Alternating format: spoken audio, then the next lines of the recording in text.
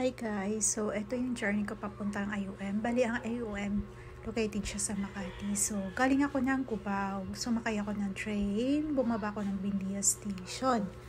So after ng Buendia Station, lumakad ako sa overpass, tapos lumakad ako sa kaliwa kasi doon sa may kanan, makikita niyo po doon, yun yung hagdanan pataas. So dito ka dapat sa kaliwa. So makikita nyo dyan sa tapat nun, tatawid kayo, meron dyan tawiran. So kailangan nyo tumawid para mag-abang ng jeep. Yung jeep na sasakyan, kailangan nakalagay signboard, Bel-Air, Washington. Guys, 13 pesos lang po yung pamasahe. Tapos, sabihin niyo po, ibaba kayo dun sa Petron. Ayun, may makikita kayo na gas station. Sabihin niyo po sa driver, manong pakibaba po sa Petron.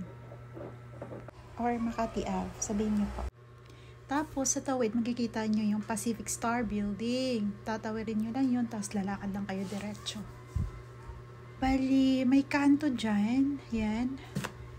Wait. Tatawid kayo. Doon kayo sa pangalawa. Ayan, pangalawang kanto na yan. Tapos, diretsuhin nyo lang po. Yan, makikita nyo po yung building na blue. Ayan, katapat po nun yung Trafalgar Building. Diyan na yung pagmimedikalan nyo. So, ayan, kikita nyo. Sa building, ayan, Trafalgar Plaza Building. So, pasok lang kayo doon sa main entrance. Tapos, don't forget pala guys, magdala ng valid ID kasi yun yung iiwanan nyo doon sa reception para makahingi kayo ng visitor's ID.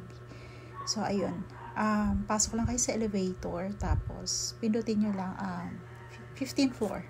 So, ayun guys. Thank you for watching. Good luck!